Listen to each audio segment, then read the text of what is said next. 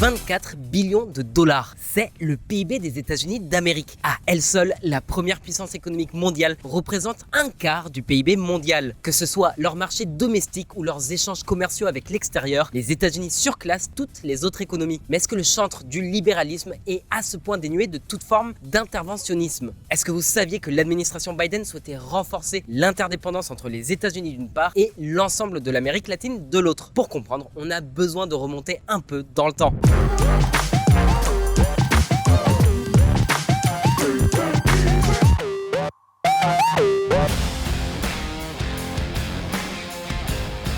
Le commerce remonte au Paléolithique. En vrai, je sais pas quand, c'est juste histoire de dire, ça remonte à très loin. Au départ, nos ancêtres préhistoriques commerçaient avec des coquillages. Il y avait aussi le troc. Puis, au travers des siècles, on est passé par les sesterces, les écus, les fèves de cacao, le textile, les épices, les esclaves. Mais ce qui est certain, c'est qu'on est passé du commerce local de proximité aux échanges internationaux, à la disparition progressive des frontières. Toujours plus de liberté de circuler, tant les marchandises que les humains réduits à leur fonction primaire de main-d'œuvre.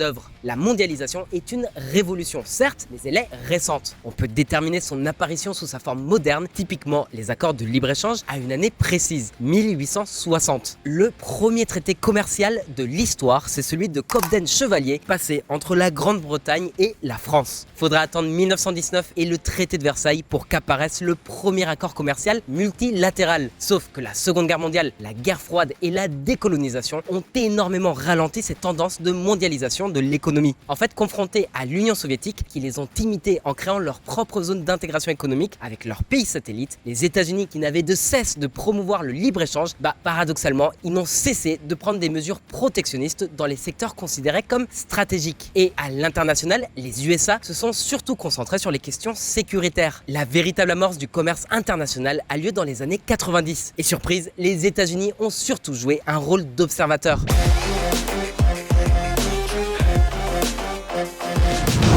De l'isolationnisme à la confrontation. Sur l'économie états-unienne, il existe un large consensus. Pour que le pays parvienne à réaliser son énorme potentiel économique et géopolitique, c'est sa géographie qui a été décisive. Les États-Unis, ne trouvant aucun ennemi à l'étranger qui puisse les menacer sérieusement, le peuple états-unéen est toujours engagé dans la tâche d'améliorer sa situation. Alexis de Tocqueville, de la démocratie en Amérique, 1835-1840.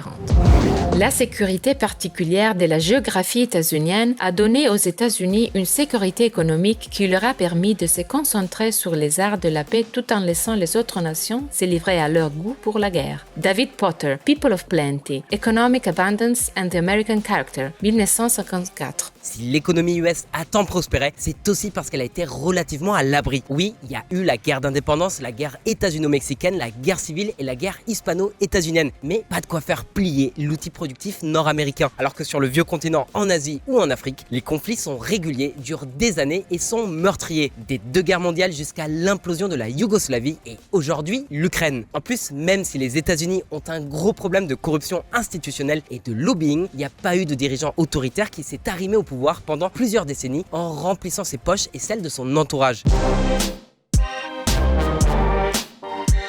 Donc oui, l'économie US s'est rapidement développée et son marché domestique pèse très lourd, malgré les crises cycliques que le pays traverse et qui affectent souvent l'ensemble de l'économie mondiale. Mais avant qu'il soit si interconnecté, le marché états-unien était plutôt isolé et c'était volontaire. On appelle ça l'isolationnisme. Bon, je conçois, c'est assez abstrait pour le moment. On va vous donner des exemples concrets de manifestations de cet isolationnisme. Par exemple, malgré l'insistance de Woodrow Wilson qu'il avait conçu, les États-Unis n'ont jamais adhéré à la Société des Nations, l'ancêtre de l'ONU. Les USA ne s'intéressaient juste pas à ce qui se passait à l'extérieur de leurs frontières. Il a fallu que les Japonais attaquent la base de Pearl Harbor à Hawaï pour obliger les Yankees à entrer en guerre. Alors quel est le rapport avec le sujet de la vidéo? Patience, ça vient. En fait, en 1941, Churchill et Roosevelt se sont entretenus secrètement et ont conclu ensemble ce que l'on appelle la charte de l'Atlantique. Parmi les engagements pris, il y avait notamment celui-ci. Quatrièmement, ils s'efforceront d'assurer sur un pied d'égalité à tous les États, grands et petits, vainqueurs ou vaincus, l'accès et la participation dans le monde entier au commerce et aux matières premières indispensables à leur prospérité économique. Charte de l'Atlantique, 14 août 1941. C'est pour ça qu'à l'issue de la guerre et bien plus tard lors de la désintégration de l'URSS, Washington Washington a conclu des accords économiques et militaires à tour de bras. Les plus importants, le plan Marshall et l'OTAN. Il est tout à fait logique que les États-Unis fassent tout ce qui est en leur pouvoir pour contribuer au retour d'une santé économique normale dans le monde, sans laquelle il ne peut y avoir de stabilité politique et de paix sûre. Les gouvernements, les partis ou groupes politiques qui cherchent à perpétuer la misère humaine à des fins politiques ou autres se heurteront à l'opposition des États-Unis. Discours du secrétaire d'État George Marshall, le 5 juin 1947. Et si vous parvenez à lire entre les lignes, c'est aussi un message concernant la rivalité avec l'Union soviétique. Les USA ajouteront la coopération économique avec des pays tiers à leur arsenal anticommuniste. Et c'est peut-être ça le problème. La principale motivation des États-Unis pour conclure des accords commerciaux a longtemps été qu'une stratégie pour contrer l'Union soviétique et uniquement ça. Le commerce n'était pas une fin en soi. Ça les a pas empêchés de réaliser des progrès importants. En 1947, Genève a été le théâtre de nombreuses réunions qui ont conduit à la création du GATT, l'accord général sur les tarifs douaniers et le commerce. Étonnamment, la principale opposition aux États-Unis venait du Royaume-Uni. Tiens donc, décidément, ils ont pas trop l'esprit d'équipe. Bref, Londres craignait de perdre le contrôle à cause d'une ouverture trop rapide des marchés, alors que les USA étaient convaincus que le marché se régulerait lui-même. Et puis, Londres comme Paris accordaient l'indépendance à toutes leurs anciennes colonies. Or, la domination coloniale avait toujours reposé sur l'exclusivité du commerce des colonies avec leur métropole. Bref, du coup, standardisation des normes, baisse des tarifs douaniers, mobilité totale des marchandises et liberté de commerce avec qui que ce soit. Des tarifs bas, des règles communes, une mobilité totale des marchandises et une liberté d'échange quasi totale. Une révolution à l'époque. Replacez-vous dans le contexte. Années 50, un nouvel ordre international bipolaire et une méfiance généralisée des anciennes puissances économiques. Le GATT fut ratifié et entra rapidement en vigueur. Seule la baisse des tarifs reste en suspens. Une majorité d'États désirait conserver le contrôle sur cette question précise, vu que les droits de douane étaient leur principale source de revenus.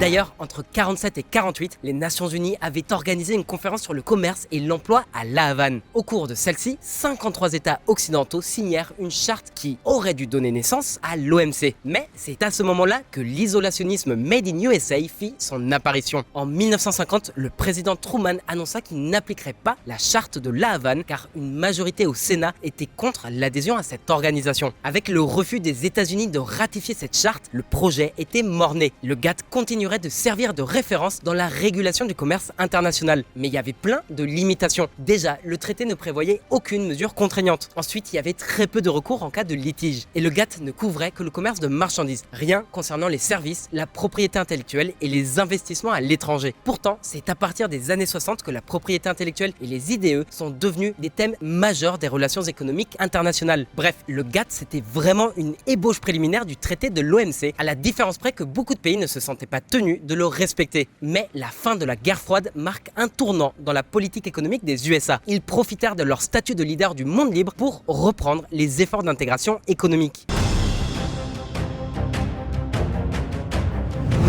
La chute du mur et l'unipolarité économique. Entre 1947 et 1990, environ 8 cycles de négociations ont eu lieu dans le cadre de l'accord du GATT. Les États parties s'y sont réunis pour convenir de nouvelles mesures visant à faciliter le commerce extérieur. Le problème, c'est que ces négociations ont été très longues. En moyenne, chaque round a duré 29 mois. Fallait plus de 2 ans de négociations pour faire sauter les verrous commerciaux. Mais parmi ces rounds, certains ont compté plus que les autres. Par exemple, celui de Suisse en mai 64, le Kennedy Round. C'est celui-ci qui a permis à la plupart des barrières douanières sur les matières premières d'être réduites de moitié. Ça, plus d'autres contraintes qui ont disparu. Mais la cadence des cycles suivants a ralenti, avec des blocages dans les négociations et des percées timides.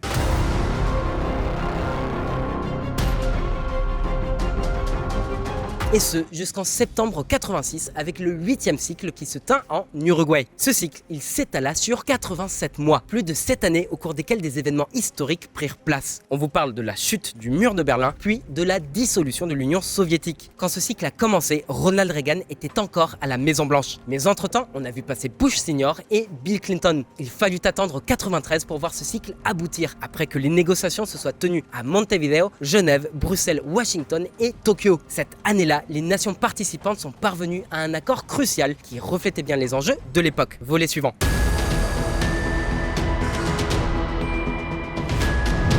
Clinton, l'OMC et une intégration qui n'en était pas une. Le 15 avril 1994 fut un jour historique pour le commerce international. Ce jour-là, 123 pays, dont les États-Unis, ont signé l'accord de Marrakech qui établissait la création de l'Organisation mondiale du commerce. C'est à partir de ce moment-là que les accords commerciaux se sont multipliés. Face à un tel scénario, l'administration Clinton a tout mis en œuvre pour développer cette nouvelle organisation, notamment en appuyant l'adhésion de la Chine en 2001 sous l'administration Bush Jr. Mais la Maison-Blanche n'a pas délaissé pour autant les autres espaces économiques, mais toujours en multilatéral. Par exemple, les États-Unis n'avaient qu'un seul accord bilatéral établi en 88 avec le Canada. Il fallut attendre 94 pour le lancement de l'ALENA, l'accord de libre-échange nord-américain qui inclut alors le Mexique. Ce fut la première étape de l'adhésion des USA au libre-échange. I'd also like to welcome here the representatives from Mexico and Canada and tell them they are, in fact, welcome here. They are our partners in the future that we are trying to make together. Il faudra attendre qu'une décennie entière s'écoule pour que les USA remettent le couvert, cette fois-ci en signant un accord de libre-échange avec le Chili, l'Australie, la Jordanie, Singapour ou encore le DRCAFTA avec la République dominicaine et l'Amérique centrale. Le président de l'époque George W. Bush était un fervent partisan de l'élargissement de cette politique commerciale. Mais en 2005 survient un événement qui ira jeter une douche froide sur l'enthousiasme états-unien.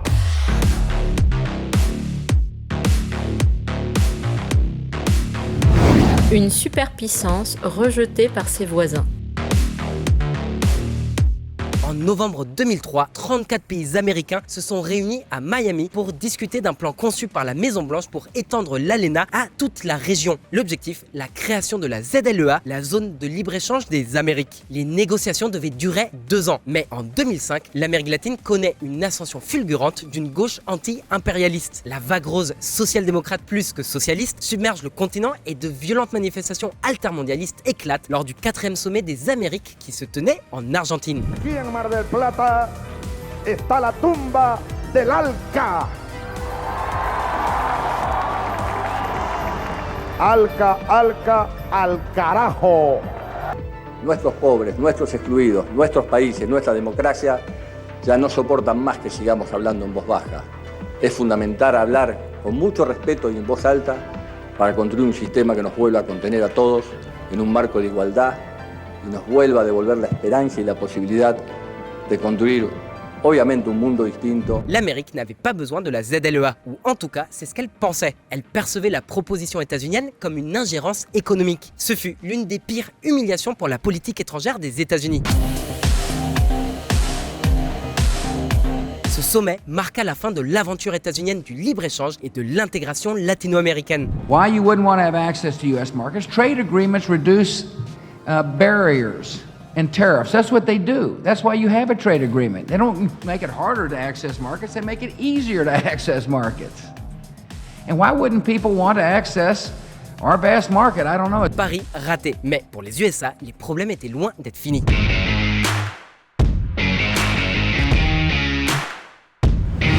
La dépression post-ZLEA. L'échec du 4e sommet des Amériques et le rejet de leur proposition de marché commun a profondément vexé l'administration US. Aujourd'hui, la première économie du monde ne compte à son actif que 19 accords de libre-échange.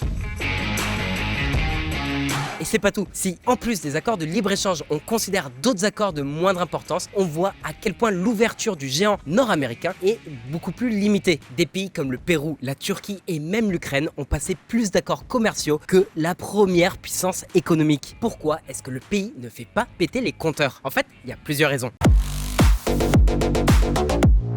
Déjà, les USA appliquent à la plupart de leurs échanges commerciaux la clause de la nation la plus favorisée. C'est une clause prévue par le GATT puis l'OMC, selon laquelle tout pays signataire doit appliquer le même traitement à sa contrepartie que celui qu'il réserve à son meilleur partenaire, excepté évidemment dans le cas d'un accord de libre-échange spécifique. Du coup, les USA fixent les tarifs douaniers à l'avance et les appliquent à tous les pays de la même manière, sans discriminer, sauf en cas de sanctions commerciales comme celle prise contre l'acier chinois. C'est comme ça qu'en 2021, 49,9% de toutes les importations états-uniennes sont entrées libres de droit. Environ 14,8% des importations ont bénéficié de réductions tarifaires et 0,9% ont bénéficié de préférences commerciales car provenant des pays les plus pauvres.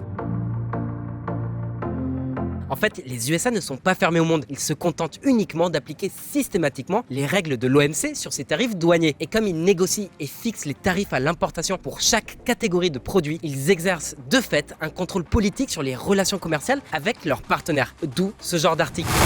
10 janvier 2023. Les olives espagnoles, source de discorde entre l'Union européenne et les États-Unis. La Commission européenne continuera à respecter les droits de douane états-uniens sur les olives noires espagnoles qui sont source de discorde, tandis que les eurodéputés et les producteurs espagnols cherchent à obtenir un plus grand soutien de la part de l'UE pour faire face aux frais de justice et aux pertes.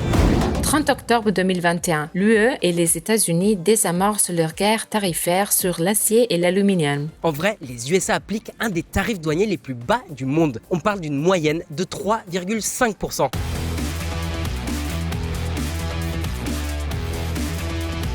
Et puis, l'administration Obama a planché sur plusieurs projets d'accords de libre-échange, dont un accord de partenariat transpacifique, un autre avec le Moyen-Orient et enfin un partenariat transatlantique avec l'Union européenne. Mais l'arrivée de Trump à la Maison-Blanche a tout fait capoter. Les États-Unis se sont retirés du TPP. Depuis, ce groupe a changé de nom. Aujourd'hui, c'est le CPTPP et il pèse tout de même 13% du PIB mondial. Et surtout, en quittant le TPP, les USA ont créé un appel d'air pour qu'une autre puissance rivale les remplace. On parle évidemment de la Chine qui s'est portée candidate pour adhérer au CPTPP. Trump a aussi forcé le Canadien Trudeau et le Mexicain Peña Nieto à renégocier l'ALENA qui aujourd'hui est devenu l'ASEUM, l'accord Canada-États-Unis-Mexique. Depuis, Biden essaie de rattraper les pots cassés et l'une de ses cibles, c'est l'Amérique latine. La ZLEA 2.0. En juin 2022 est annoncée la création de l'Alliance pour la prospérité économique des Amériques. Cette initiative regroupe la Barbade, le Canada, le Chili, la Colombie, l'Équateur, le Mexique, le Panama, le Pérou et l'Uruguay. Ça ressemble à une petite ZLEA, mais avec des partenaires de confiance. Ce dialogue rassemble la force, l'ingéniosité et la diversité d'une région incroyablement dynamique. Nous représentons 90% du PIB de l'hémisphère occidental, près de 2/3 de sa population. Il n'y a rien que nous ne puissions faire ensemble. Anthony J. Blinken, secrétaire d'État des États-Unis. Pour l'instant, on a très peu de détails, mais on se doute que parmi les objectifs, il y a celui de contrecarrer l'influence grandissante de la Chine dans la région. Comment ? En favorisant le nearshoring dont on vous a parlé dans cette vidéo à propos de l'essor de l'économie mexicaine. The Americas Partnership will accelerate our shared work to strengthen supply chains and to make them more resilient to future shocks so that the goods and products that our populations rely on are affordable and available, and workers' rights are respected in the doing.